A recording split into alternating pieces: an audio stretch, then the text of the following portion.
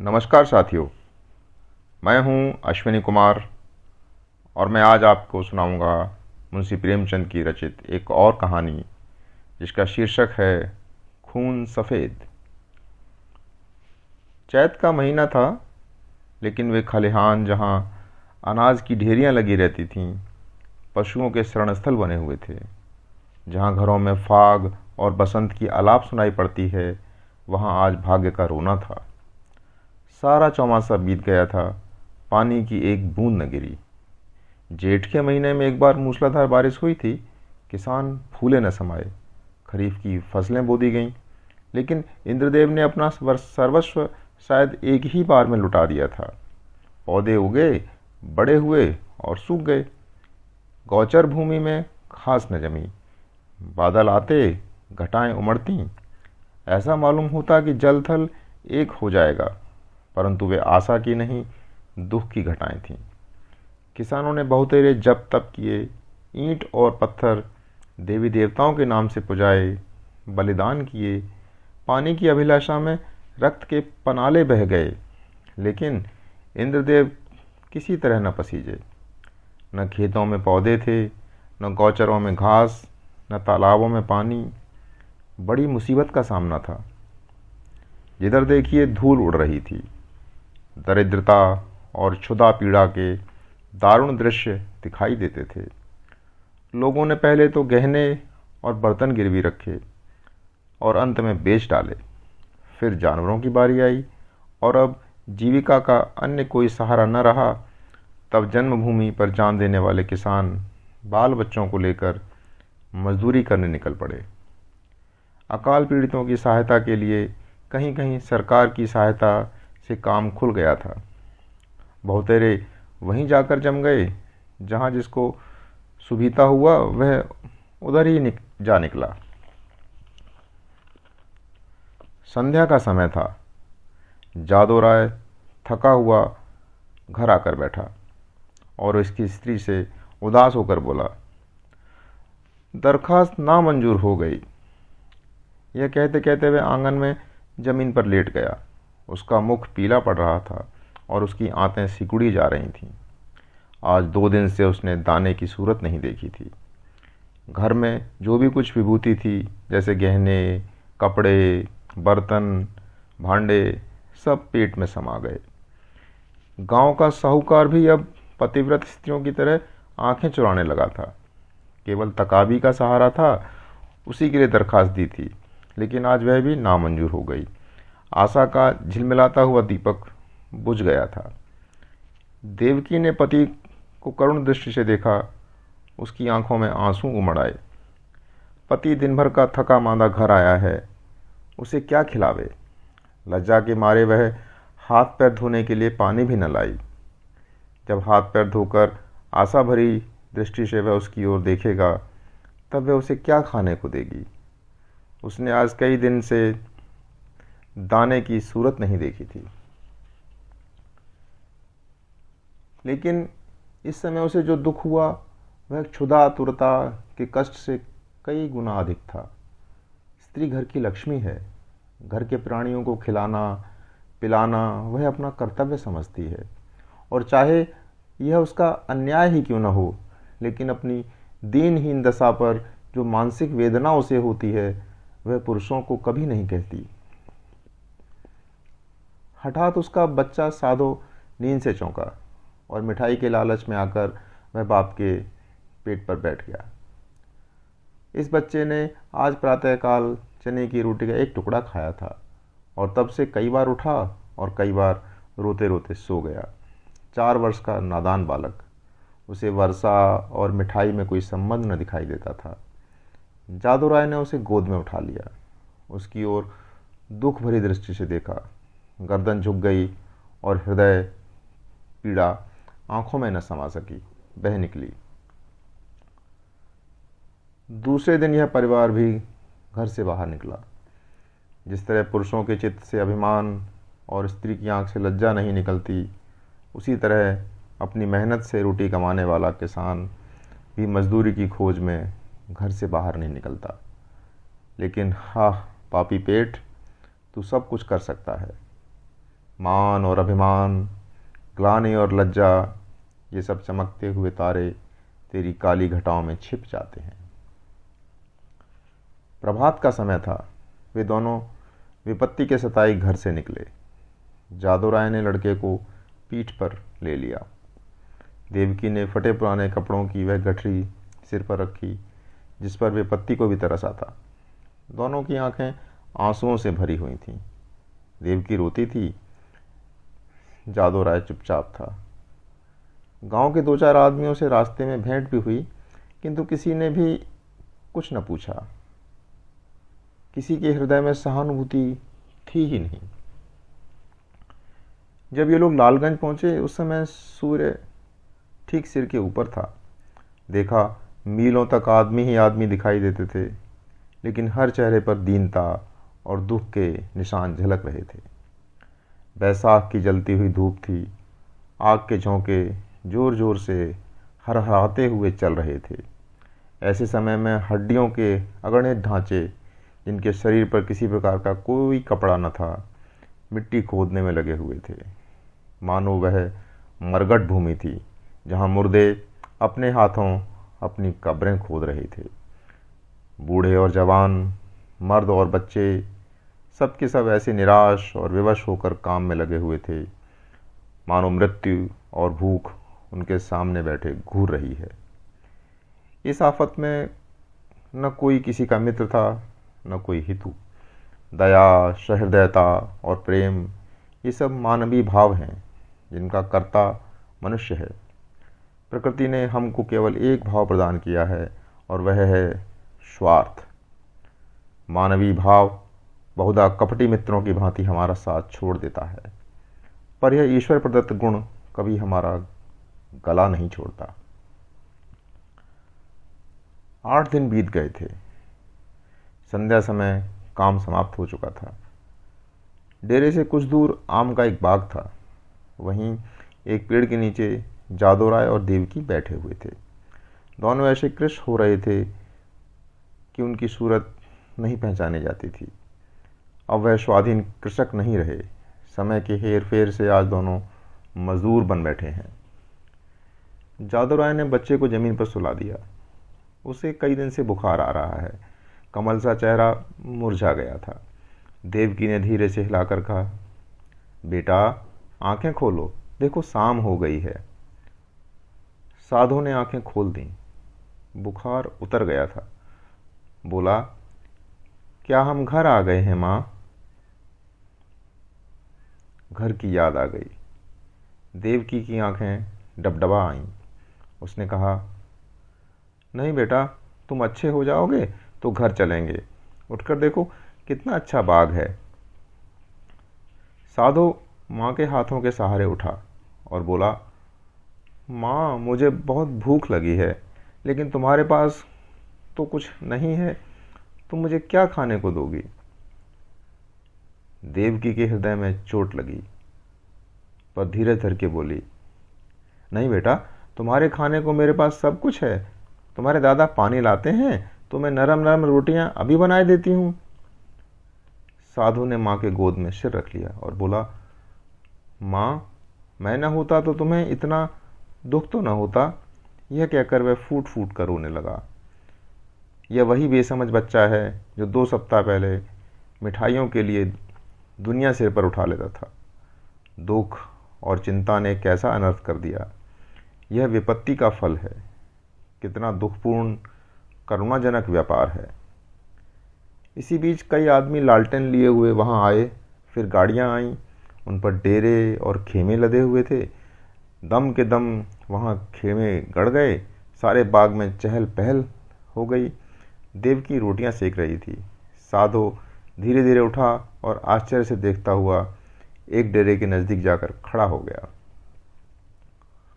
पादरी मोहनदास खेमे से बाहर निकले तो साधु ने खड़ा दिखाई दिया। उसकी सूरत पर उन्हें तरस आ गया। प्रेम की नदी उमड़ आई।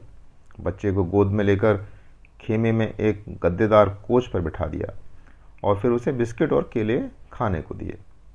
लड़के ने अपनी ज़िंदगी में इतनी स्वादिष्ट चीज़ों को कभी नहीं देखा था। बुखार की बेचैन करने वाली भूख अलग मार रही थी। उसने खूब मन भर खाया और तब कृतज्ञ नेत्रों से देखते हुए पादरी साहब के पास जाकर बोला, तुम हमको रोज ऐसी चीज़ें खिलाओगे क्या? पादरी साहब इस भोलेपन पर मुस्कुराकर बोले, मेरे पास इससे भी अच्छी अच्छी चीज़ें हैं। इस पर साधु राय ने कहा, अब मैं रोज़ तुम्हारे पास आऊँगा। माँ के पास ऐसी अच्छी चीज़ें कहाँ, वह तो मुझे चने की रोटियां खिलाती है। उधर देवकी ने रोटियां बनाई और साधु को पुकारने लगी। साधु ने माँ के पास जा कर कहा, मुझे साहब ने अच्छी अच्छी चीज़ें खाने को दी हैं, साहब बहुत अच्छे हैं। देवकी ने कहा, मैंने तुम्हारे लिए नरम नरम रोटियां बनाई हैं, आओ तुम्हें खिला दूं। साधु बोला, अब मैं न खाऊंगा, साहब कहते थे कि मुझे रोज़ अच्छी अच्छी चीज़ें देंगे, मैं अब उनके साथ रहा करूंगा। माँ ने समझा लड़का हंसी कर रहा है, उसे छाती से लगाकर बोली, क्यों बेटा, हमको भूल जाओगे? देखो मैं तुम्हें कितना प्यार करती हूँ। साधु तुतला कर बोला, तुम तो मुझे रोज चने की रोटियां देती हो, तुम्हारे पास तो कुछ नहीं है, साहब मुझे केले और आम खिलाएंगे। यह कहकर वह फिर खेमे की ओर भागा और रात को वहीं सो गया। पादरी मोहनदास का पड़ाव वहां 3 दिन रहा। साधु दिन भर वहीं उन्हीं के पास रहता। साहब ने उसे मीठी दवाइयाँ दी, जिससे उसका बुखार चला गया। वह भोले भाले किसान यह देखकर साहब को आशीर्वाद देने लगे, लड़का भला चंगा हो गया और आराम से है। साहब को परमात्मा सुखी रखे, उन्होंने बच्चे की जान रख ली। चौथे दिन रात को ही वहाँ से पादरी साहब ने कूच किया। सुबह को जब देवकी उठी तो साधु का पता न था।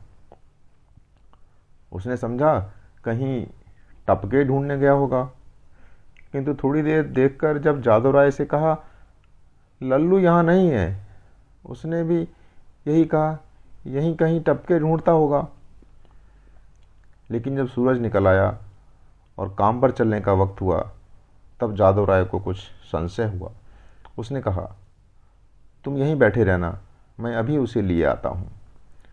जादव राय ने आसपास के सब बागों में छान डाला और अंत में जब 10 बज गए तो निराश होकर लौट आया। साधु न मिला। यह देखकर देवकी दहाड़े मारकर रोने लगी। फिर दोनों अपने लाल की तलाश में निकले। अनेक विचार मन में आने लगे। देवकी को पूरा विश्वास था कि साहब ने उस पर कोई मंत्र डालकर वश में कर लिया है, लेकिन जादव को इस कल्पना के मान लेने में कुछ संदेह था। बच्चा इतनी दूर अनजान रास्ते पर अकेले नहीं जा सकता।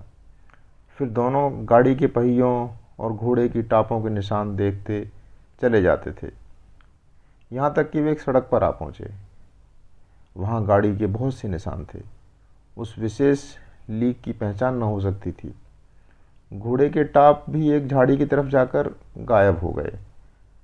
आशा का सहारा टूट गया। दोपहर हो गई थी। दोनों धूप के मारे बेचैन और निराशा से पागल हो रहे थे। वहीं एक वृक्ष की छाया में बैठ गए। देवकी विलाप करने लगी। जादव राय ने उसे समझाना शुरू किया। जब जरा धूप की तेजी कम हुई तो दोनों फिर आगे चले, किंतु अब आशा की जगह निराशा साथ थी। घोड़े के टापों के साथ उम्मीद का धुंधला निशान गायब होता गया। शाम हो गई थी। इधर उधर गायों बैलों के निर्जीव झुंड पड़े हुए थे। यह दोनों दुखिया हिम्मत हार कर एक पेड़ के नीचे टिक रहे। उसी वृक्ष पर मैना का भी एक जोड़ा बसेरा लिए हुए था। उनका नन्हा सा शावक आज ही शिकारी के चंगुल में फंस गया था। दोनों दिन भर उसे खोजते फिरे, इस समय निराश होकर बैठे हैं। देवकी और जादव को अभी तक आशा की झलक दिखाई देती थी, इसलिए वे बेचैन थे। 3 दिन तक ये दोनों खोए हुए लाल को तलाशते रहे। दाने से कोई भेंट नहीं हुई। प्यास से बेचैन होते तो 2-4 घूंट पानी गले से नीचे उतार लेते। आशा की जगह निराशा का सहारा था। दुख और करुणा के सिवाय और कोई वस्तु नहीं। किसी बच्चे के पैरों के निशान देखते तो उनके दिलों में आशा तथा भय की लहरें उठने लगती, लेकिन प्रत्येक पग उन्हें अभीष्ट स्थान से दूर ले जाता था। इस घटना को 14 वर्ष बीत गए हैं। इन 14 वर्षों में सारी काया पलट गई। चारों ओर रामराज्य दिखाई देने लगा है। इंद्रदेव ने कभी इस तरह अपनी निर्दयता न दिखाई और न जमीन ने ही। उमड़ी हुई नदियों की तरह अनाज की ढेकियां भर चली हैं। उजड़े हुए गांव फिर से बस गए हैं। जो मजदूर थे आज फिर वो किसान बन गए हैं और किसान जायदाद की तलाश में नजरें दौड़ाने लगे हैं। वही चैत के दिन थे। खलिहानों में अनाज के पहाड़ खड़े थे। भाट और भिखमंगे किसानों की बढ़ती हुई तराने गा रहे थे। सुनारों के दरवाजे पर सारे दिन और आधी रात तक ग्राहकों का जमघट बना रहता था। दर्जी को सिर उठाने की फुर्सत न थी। इधर उधर दरवाजों पर घोड़े ही नहला रहे थे। देवी के पुजारियों को अजीर्ण हो रहा था। जादव राय के भी दिन फिर गए। उसके घर पर छप्पर की जगह खपरेल हो गया था। दरवाजे पर अच्छे बैलों की जोड़ी बंधी हुई है। वह अब अपनी बहली पर सवार होकर बाजार जाया करता है। उसका बदन अब उतना सुडौल तो नहीं है। पेट पर इस सुदशा का विशेष प्रभाव पड़ा है। हाँ, और बाल भी सफ़ेद हो चले हैं। और देवकी की गिनती भी अब गांव की बूढ़ी औरतों में होने लगी है। व्यवहारिक बातों में उसकी बड़ी पूछ हुआ करती है। जब वह किसी पड़ोसन के घर जाती है तो वहाँ की बहुएं भय के मारे थरथराने लगती हैं। उसके कटुवाक्य तीव्र आलोचना की सारे गांव में धाक बंधी हुई है। महीन कपड़े अब उसे अच्छे नहीं लगते, लेकिन गहनों के बारे में वह इतनी उदासीन नहीं है। उसके जीवन का दूसरा भाग इससे कम उज्जवल नहीं। उनकी 2 संतानें हैं। लड़के का नाम माधव सिंह है। अब वह खेतीबाड़ी में अपने बाप की मदद करता है। और लड़की का नाम शिव गौरी है। वह भी माँ को चक्की पीसने में मदद करती है और खूब गाती है। बर्तन धोना उसको पसंद नहीं है, लेकिन चौका लगाने में बहुत निपुण है। गुड़ियों के ब्याह करने से उसका जी कभी नहीं भरता। आए दिन गुड़ियों के ब्याह होते रहते हैं। हाँ, इनमें किफ़ायत का पूरा ध्यान रखता है। खोए हुए साधों की याद अभी तक बाकी है। उसकी चर्चा नित्य हुआ करती है और कभी बिना रुलाए नहीं रहती। देवकी कभी कभी सारे दिन उस लाडले की सुध में अधीर रहा करती है। सांझ हो गई थी। बैल दिन भर के थके मांदे सिर झुकाए चले आते थे। पुजारी ने ठाकुर द्वारे में घंटा बजाना शुरू किया। आजकल फसल के दिन हैं तो रोज पूजा होती है। जादव राय खाट पर बैठे नारियल पी रहे थे। शिवगौरी रास्ते में खड़ी उन बैलों को कोस रही थी जो उसके भूमिस्थ विशाल भवन का निरादर करके उसे रौंदते चले जाते थे। घड़ियाल और घंटे की आवाज़ सुनते ही जादव राय भगवान का शरणामृत लेने के लिए उठे ही थे कि अचानक एक नवयुवक दिखाई पड़ा जो भौंकते हुए कुत्तों को धुतकारता साइकिल को आगे बढ़ाता हुआ चला आ रहा था। उसने उनके चरणों पर अपना सिर रख दिया। जादव राय ने गौर से देखा और तब दोनों एक दूसरे से लिपट गए। माधव भी भौचक्का रह गया और बाइसिकल को देखने लगा। शिवगौरी रोती हुई घर में भागी और देवकी से बोली, दादा को साहब ने पकड़ लिया है। देवकी घबराई और बाहर आई। साधो उसे देखते ही उसके पैरों पर गिर पड़ा। देवकी लड़के को छाती से लगाकर रोने लगी। गांव में मर्द, औरतें और बच्चे सब जमा हो गए। एक मेला सा लग गया। साधो ने अपने पिता से कहा, मुझ अभागे से जो कुछ अपराध हुआ हो उसे क्षमा कीजिए। मैंने अपनी नादानी में स्वयं बहुत कष्ट उठाए हैं और आप लोगों को भी दुख दिया, लेकिन अब मुझे अपनी गोद में ले लीजिए। देवकी ने रोकर कहा, जब तुम हमको छोड़ कर गए थे तो हम लोग 3 दिन तक बेदाना पानी तुम्हें ढूंढते रहे, पर जब निराश हो गए तब अपने भाग्य को रोकर बैठ गए। तब से आज तक ऐसा एक दिन न गया होगा जब तुम्हारी याद ना आई हो। रोते रोते एक युग बीत गया और तुमने अब खबर ली है। बताओ बेटा, उस दिन तुम कैसे भागे और कहाँ जाकर रहे? साधु ने बड़े लज्जित होकर उत्तर दिया, माताजी, अपना हाल क्या कहूँ। मैं पहर रात रहे आपके पास से उठकर भागा। पादरी साहब के पड़ाव का पता शाम को ही पूछ लिया था। बस पूछता हुआ दोपहर को उनके पास पहुंच गया। साहब ने मुझे पहले समझाया कि अपने घर लौट जाओ, लेकिन जब मैं किसी तरह न माना तो उन्होंने मुझे पूना भेज दिया। मेरी तरह वहाँ सैकड़ों लड़के थे। वहाँ बिस्किट और नारंगियों का भला क्या जिक्र। जब मुझे आप लोगों की याद आती तो मैं अक्सर रोया करता था। बचपन की उम्र थी, धीरे धीरे उन्हीं लोगों में हिल मिल गया। हाँ, जब से कुछ होश हुआ और अपना पराया समझने लगा हूँ, तब से अपनी नादानी पर हाथ मलता रहता हूँ। रात दिन आप लोगों की रट लगी हुई थी। आज आप लोगों के आशीर्वाद से यह शुभ दिन देखने को मिला है। दूसरों में बहुत दिन काटे, बहुत दिनों तक अनाथ रहा। अब मुझे अपनी सेवा में रखिए, मुझे अपनी गोद में लीजिए। मैं आपके प्रेम का भूखा हूँ।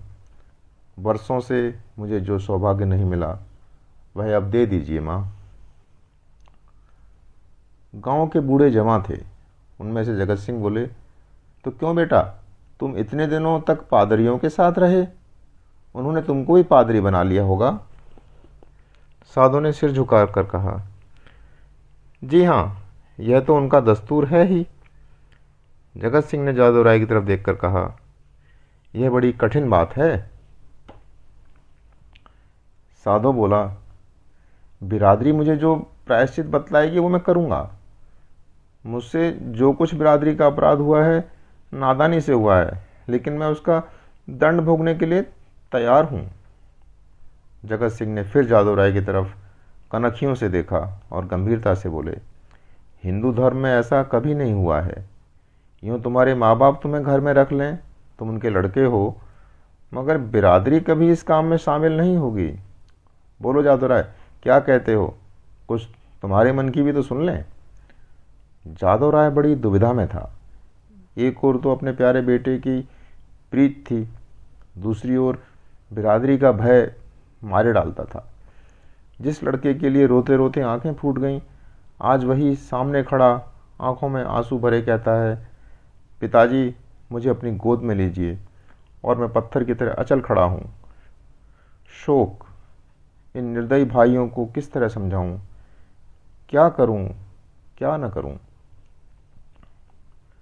लेकिन मां की ममता उमड़ आई। देवकी से न रहा गया। उसने अधीर होकर कहा, मैं अपने लाल को अपने घर रखूंगी और कलेजे से लगाऊंगी।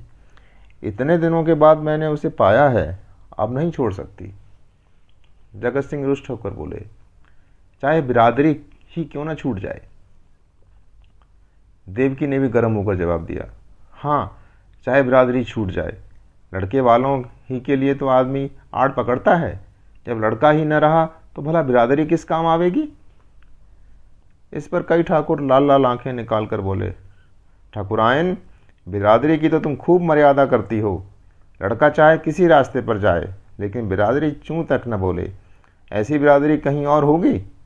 हम साफ साफ कह देते हैं कि अगर यह लड़का तुम्हारे घर में रहा तो बिरादरी भी बता देगी कि वह क्या कर सकती है। जगत सिंह कभी कभी जादू राय से रुपये उधार लिया करते थे, तो वे मधुर स्वर से बोले, भाभी, बिरादरी थोड़े ही कहती है कि तुम लड़के को घर से निकाल दो। लड़का इतने दिनों के बाद घर आया है, हमारे सिर आंखों पर। बस जरा खाने पीने में और छूत छात का बचाव रखना चाहिए। बोलो जादव भाई, अब बिरादरी को कहाँ तक दबाना चाहते हो? जादव राय ने साधु की तरफ करुणा भरे नेत्रों से देखकर कहा, बेटा, जहाँ तुमने हमारे साथ इतना सलूक किया है, वहाँ जगत भाई की कही इतनी बात भी मान लो। साधु ने बड़े तीक्ष्ण शब्दों में कहा, क्या मान लूँ? यही कि अपनों में गैर बनकर रहूँ, अपमान सहूँ? मिट्टी का घड़ा भी मेरे छूने से अशुद्ध हो जाएगा। न यह मेरे किए न होगा। मैं इतना निर्लज्ज नहीं हूँ। जादव राय को पुत्र की यह कठोरता अप्रिय मालूम हुई। वे चाहते थे कि इस वक्त बिरादरी के लोग जमा हैं, उनके सामने किसी तरह कुछ समझौता हो जाए। फिर कौन देखता है कि हम उसे किस तरह रखते हैं। चिढ़कर बोले, इतनी बात तो तुम्हें माननी ही पड़ेगी। साधु राय इस रहस्य को समझ न सका। बाप की इस बात में उसे निष्ठुरता की झलक दिखाई पड़ी। बोला, मैं आपका लड़का हूँ, आपके लड़के की तरह ही रहूँगा। आपके प्रेम और भक्ति की प्रेरणा मुझे यहाँ तक लाई है। मैं अपने घर में रहने आया हूँ। अगर यह नहीं है तो मेरे लिए इसके सिवा और कोई उपाय नहीं है कि जितनी जल्दी हो सके मैं यहाँ से भाग जाऊँ। जिनका खून सफ़ेद है उनके बीच रहने में क्या फ़ायदा। देवकी ने रोकर कहा, लल्लू, मैं तुम्हें अब न जाने दूंगी। साधु की आंखें भर आईं। वह मुस्कुराकर बोला, मैं तो तेरी थाली में खाऊंगा। देवकी ने उसे ममता और प्रेम की दृष्टि देखकर कहा, पगले, मैंने तो तुझे छाती से दूध पिलाया है, तू मेरी थाली में खाएगा तो क्या? मेरा बेटा ही तो है, कोई और तो नहीं हो गया। साधु इन बातों को सुनकर मतवाला हो गया। इनमें इतना स्नेह, कितना अपनापन था। बोला, माँ, आया तो मैं इसी इरादे से था कि अब कहीं न जाऊंगा, लेकिन बिरादरी ने मेरे कारण यदि तुम्हें जाति से निकाल दिया तो मुझसे सहा न जाएगा। मुझसे इन गंवारों का कोरा अभिमान न देखा जाएगा। इसलिए इस वक्त मुझे जाने दो। जब मुझे अवसर मिला करेगा तो मैं देख जाया करूँगा। तुम्हारा प्रेम मेरे चित्त से नहीं जा सकता, लेकिन यह असंभव है कि मैं इस घर में रहूं और अलग खाना खाऊं, अलग बैठूं। मुझसे न होगा, इसके लिए मुझे क्षमा करना। देवकी घर में से पानी लाई। साधु ने हाथ मुंह धोया। शिवगौरी ने माँ का इशारा पाया तो डरते डरते साधु के पास गई। साधु ने बड़े आदरपूर्वक दंडवत की। साधु ने पहले उन दोनों को आश्चर्य से देखा, फिर अपनी माँ को मुस्कुराते हुए देखकर समझ गया। उसने दोनों बच्चों को छाती से लगा लिया और तीनों भाई बहन बड़े प्रेम से हंसने लगे। माँ खड़ी यह दृश्य देखती थी और उमंग से फूली न समाती थी। जलपान करके साधु ने साइकिल संभाली और माँ बाप के सामने सिर झुकाकर चल खड़ा हुआ, वहीं जहाँ से तंग होकर वह आया था, उसी क्षेत्र में जहाँ उसका कोई अपना न था। देवकी फूट फूट कर रो रही थी और जादव राय की आंखों में आंसू भरे हुए थे। हृदय में ऐसी ऐंठन सी अनुभव करता था, सोचता था, हाय मेरे लाल, तू मुझसे अलग हुआ जाता है। ऐसा योग्य और होनहार लड़का हाथ से निकला जाता है, और केवल इसलिए कि अब हमारा खून सफ़ेद हो गया है। दोस्तों, ये थी कहानी खून सफ़ेद। जल्दी ही मिलता हूँ एक और नई कहानी के साथ। तब तक अपना ख्याल रखिएगा, स्वस्थ रहिएगा। नमस्कार।